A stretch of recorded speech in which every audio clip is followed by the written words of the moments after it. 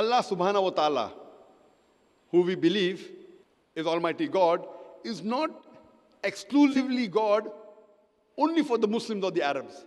He is Almighty God for all the worlds, for all the human beings, whether black or white, yellow or brown, rich or poor, whichever part of the world they live in.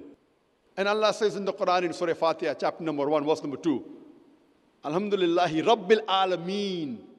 Praise be to Allah, the Lord of the worlds, Lord of all the worlds. Allah says in Surah Nas, chapter number 114, verse number 1, Qul a'udhu bi Rabbin Nas. Rabbin Nas, He is the Lord of humankind, of all the human beings. We believe Allah subhanahu wa ta'ala is the Lord of all the human beings. And there are guidelines given in the Quran to promote universal brotherhood. Allah says in Surah Ma'idah, chapter number 5, verse number 32.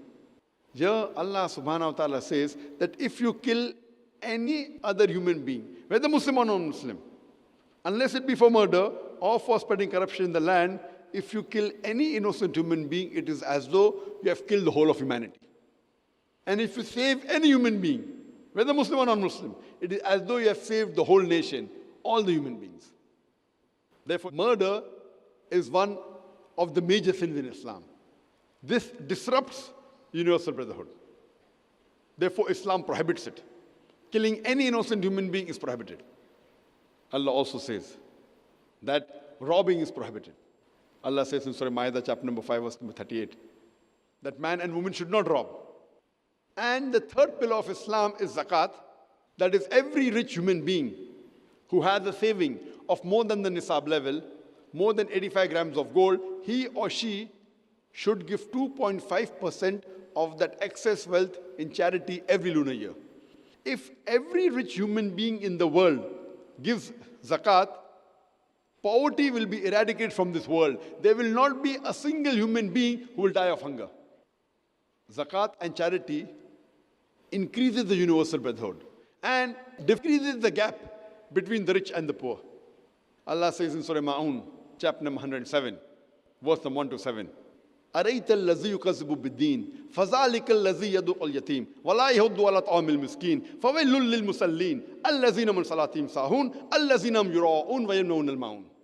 Seest thou not the one who denies the day of judgment, who treats the orphan with harshness, and does not encourage the feeding of the indigent?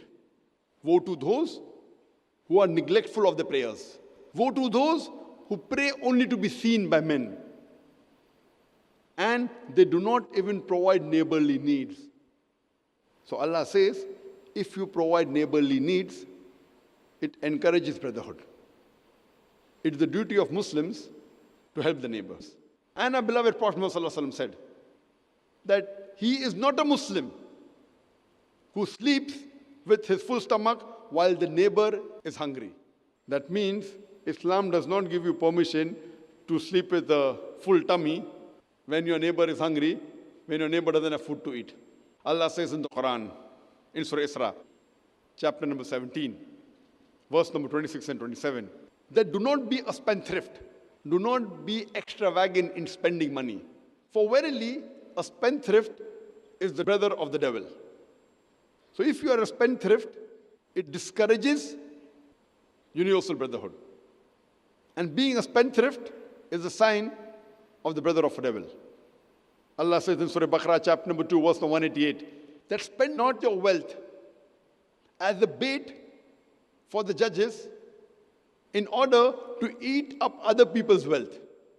Here Allah says in Surah Baqarah, chapter 2, verse 188, that bribing is prohibited, which is very common in the world today.